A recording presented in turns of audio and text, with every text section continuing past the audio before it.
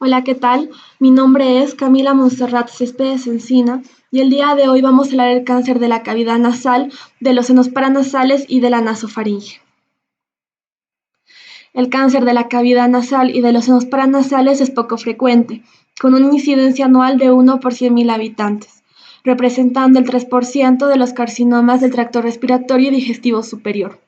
Aparecen con mayor frecuencia en el sexo masculino, con una diferencia de 2 a 1.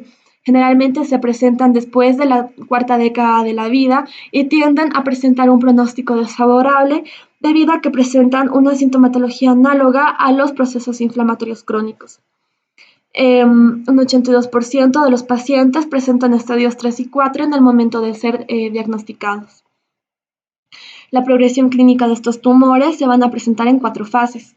La fase 1 va a ser una neoplasia, la cual va a estar enmascarada por los síntomas de sinusitis. La fase 2 van a aparecer áreas sutiles de destrucción ósea o de esclerosis asimétricas en la región paranasal. Generalmente estos pacientes tienden a quejarse de presentar dolor sordo como consecuencia de una erosión tumoral de las paredes de la cavidad nasal o de los senos. La fase 3, esta se va a caracterizar radiológicamente por imágenes manifiestas de destrucción ósea y clínicamente por presentar dolor intenso por invasión nerviosa. La fase 4 se van a apreciar deformidades de las fosas nasales y de los senos paranasales, haciendo que sea difícil de establecer el lugar de origen del tumor. La incidencia de metástasis regionales y a distancia es relativamente baja. Van a aparecer sobre todo en estadios avanzados, siendo la incidencia de metástasis cervicales menores a un 10%. Para que nosotros podamos valorar la extensión de un tumor, se pueden utilizar los planos imaginarios descritos por Servilau-Lenderman, los cuales van a determinar las 3 áreas anatómicas. Primeramente vamos a encontrar lo que es la supraestructura, la porción craneal maxilar, la cual va a estar compuesta por las celdas etmoidales, los senos frontales y el seno esfenoidal y la porción olfatoria de las fosas nasales. Seguidamente vamos a encontrar la mesoestructura o la porción del maxilar superior que va a incluir los senos maxilares y la porción respiratoria de las fosas nasales. Finalmente vamos a encontrar lo que es la infraestructura o la porción bucal, la cual se va a componer por áreas fuera de la cavidad nasal. La supervivencia se va a situar en un 70% a los 5 años en carcinomas de la infraestructura, frente a un 30% en carcinomas de la supraestructura. Histológicamente, más de un 50% de estos tumores son carcinomas escamosos con diferentes grados de diferenciación. Bueno, para empezar, vamos a empezar hablando de lo que es el carcinoma de la cavidad nasal. El carcinoma de la cavidad nasal es un tumor maligno poco frecuente, el cual va a afectar especialmente a varones de edad superior a 50 años con antecedentes tempranos de tabaquismo. Generalmente va a producir síntomas en etapas iniciales, por lo tanto el diagnóstico es temprano y por ende tiende a presentar un mejor pronóstico. Una sinusitis crónica o un pólipo nasal va a proceder a que el carcinoma se pueda asociar en un 15% de los casos. En estadios más avanzados, los pacientes presentan cefaleas anteriores y molestias sinusales. Aquellos tumores que se van a originar en la región posterior y olfatoria se pueden manifestar provocando una expansión en la mucosa del canto interno y también pueden tender a causar problemas de drenaje en el sistema lagrimal. En estadios más avanzados, a veces provoca diplopía, proptosis y se pueden palpar como masas orbitarias. Generalmente estos se van a encontrar en las paredes laterales de las fosas nasales.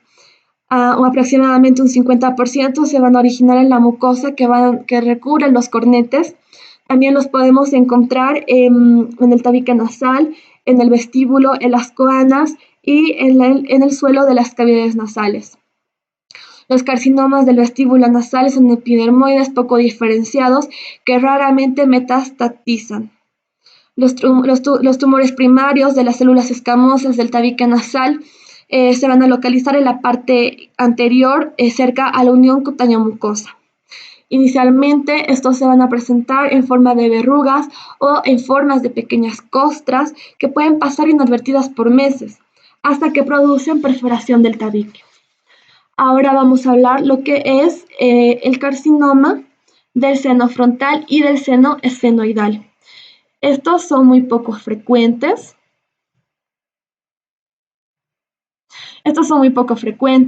Clínicamente, los primeros síntomas que el paciente suele referir van a ser la pesadez frontal, acompañados de cefaleas. El diagnóstico se suele producir en etapas más avanzadas, cuando el diagnóstico se haya constituido por el síndrome deformante, el cual va a estar acompañado de dolor, esoftalmos y rinorrea. Estos tumores suelen presentar una consistencia firme en la mayoría de los casos. También van a ver lo que es infiltraciones cutáneas y su crecimiento tiende a afectar a la órbita. Los tumores malignos del seno esfenoidal son extremadamente raros y representan menos del 1% de los tumores nasosinusales. Muchas veces, a causa de su crecimiento, van a aparecer como tumores rinofaringios o esfenoetmoidales. La sintomatología es generalmente secundaria a una invasión de estructuras adyacentes al seno esfenoidal.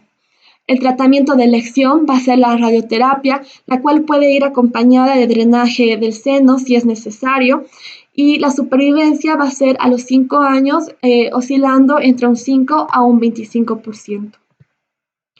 Seguidamente, vamos a hablar sobre el carcinoma del seno maxilar. Este va a representar un 80% de los carcinomas de los senos paranasales. Este se localiza obviamente lo que va a ser a nivel del seno maxilar. Podría estar relacionado con una metaplasia de la mucosa sinusal en pacientes que presenten sinusitis crónica. Un agente carcinógeno reconocido es el torotrats, el cual es un componente que fue utilizado como medio de contraste para el estudio radiológico del seno maxilar. El tipo histológico más común es el carcinoma, con una frecuencia de un 80%. Seguidamente encontramos a los epidermoides, que los encontramos en un 57%, luego a los adenocarcinomas, que van a representar el 18%, y los carcinomas indiferenciados, que también van a representar lo que va a ser un 10%. Estos van a presentar mayor predilección por el sexo masculino, apareciendo con mayor frecuencia en la edad media de la vida.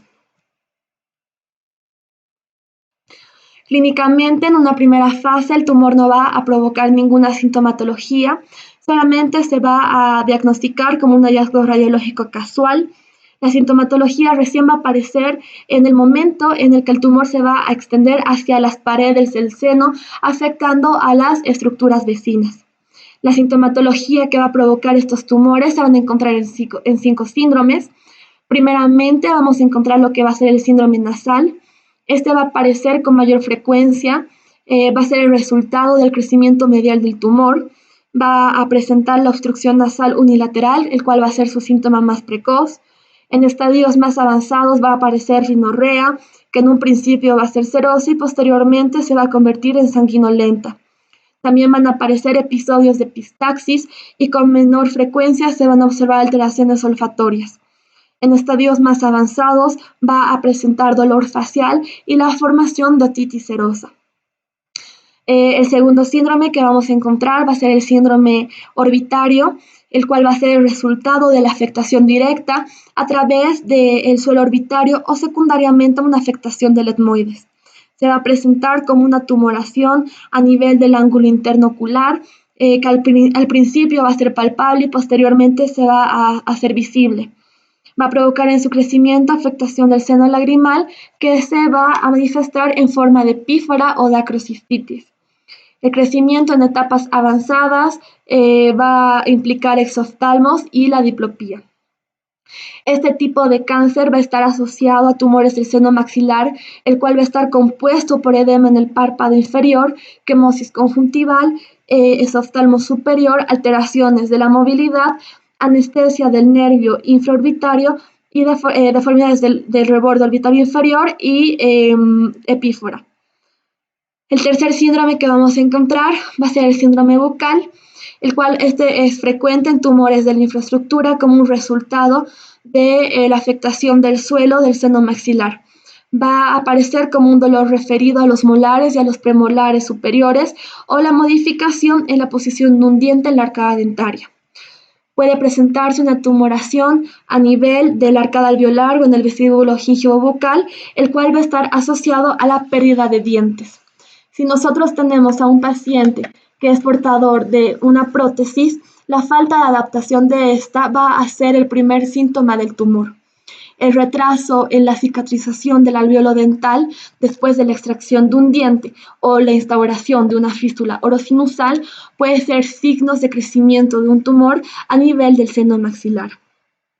Ahora también vamos a encontrar lo que es el cuarto síndrome, que es el síndrome facial, el cual va a aparecer como resultado del crecimiento del tumor más allá de las paredes óseas del seno maxilar. Si el tumor se origina en la supraestructura, la tumoración se va a producir en el canto interno ocular. Pero si el tumor va a afectar lo que va a ser la mesoestructura, la deformación se va a iniciar en el surco nasogeniano, seguido por un abombamiento en la región malar y la exteriorización del tumor. Los tumores de la infraestructura van a aparecer en el reborde alveolar y en el surco gingivobucal.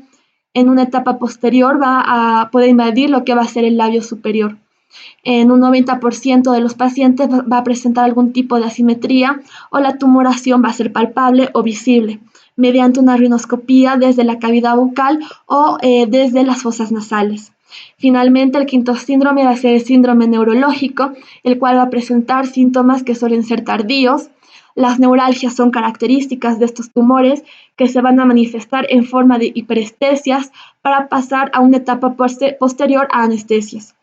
Una neuralgia típica es la del nervio infraorbitario, que puede ser manifestación precoz del crecimiento del tumor. Su incidencia es baja, alrededor de un 10 a un 15%. La metástasis se van a localizar en ganglios submaxilares o yugulogástricos, en aquellos tumores que van a invadir la cavidad oral. Los que aparecen en los ganglios parafaringios y yugulogástricos son los tumores que van a invadir la cavidad nasal y la nasofaringe. La supervivencia a los 5 años oscila entre un 30 a un 40%, siendo superior en pacientes sin adenopatías cervicales y en tumores que van a estar localizados en la infraestructura. Ahora vamos a hablar de los carcinomas de los senos etmoidales. Estos van a provocar síntomas en estadios iniciales. El tipo histológico más frecuente es el carcinoma escamoso. Clínicamente, la sintomatología de estos tumores va a ser invadir la región nasal y de la órbita. El síntoma más precoz suele ser lo que es la cefalea y el dolor en la región paranasal. Esto se puede manifestar como una masa dolorosa en el canto interno ocular, provocando problemas de drenaje lagrimal y posteriormente diplopía. En etapas posteriores tienden a provocar proptosis y la afectación neurológica por invasión de las estructuras orbitarias. El crecimiento hacia la fosa nasal va a causar rinorrea, epistaxis y obstrucciones nasales. El tratamiento de elección es quirúrgico. La radioterapia está indicada en casos inoperables o de forma complementaria tras la cirugía. El índice de curación va a oscilar entre un 25 a un 40% aproximadamente. Ahora vamos a hablar también de lo que es el carcinoma epidermoide y de la nasofaringe. Primeramente debemos mencionar que la nasofaringe se va a localizar por debajo del cuerpo del esfenoides. En sentido anterior va a estar en relación con la cavidad nasal y en sentido posterior se va a prolongar con la orofaringe.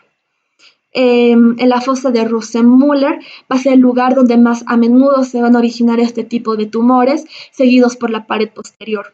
Los tumores nasofaringios llegan a representar el 9% de los tumores malignos del tracto respiratorio superior. También cabe mencionar que su incidencia es dependiendo de la raza, siendo la raza china la más frecuente. Este va a estar relacionado a factores etiológicos como ser el consumo del tabaco, el déficit de vitamina A y B, la mala ventilación nasal, el uso de inhalantes y de bálsamos nasales, la ingesta de carcinógenos como ser la dimetilnitrosamina, que lo vamos a encontrar en el pescado salado, por ejemplo, También cabe mencionar que va a ser más frecuente en el sexo masculino, hallándose con una incidencia máxima entre la cuarta, quinta y sexta década de la vida. También va a presentar una mayor incidencia en personas jóvenes, entre el 15 y 30% aproximadamente, antes de los 30 años. Dentro de los carcinomas se van a distinguir tres variedades. Primeramente vamos a encontrar el carcinoma epidermoide queratinizado, que lo vamos a encontrar en un 14%. Luego el carcinoma epidermoide no queratinizado, que lo vamos a encontrar en un 4%. Y el carcinoma indiferenciado o linfoepitelioma, que lo vamos a encontrar en un 82%. Este último se va a caracterizar por presentar una respuesta favorable frente a la radioterapia. Clínicamente, estos son asintomáticos en estadios iniciales. El síntoma más común tiende a ser lo que es la adenopatía cervical uni o bilateral. El crecimiento del tumor en su metástasis provoca síntomas locales en forma de epistaxis recidivantes, halitosis como una consecuencia de sobreinfección de la tumoración. También va a presentar lo que va a ser otitis media, dolor en la garganta como una consecuencia del crecimiento del tumor a través de la pared orofaringea.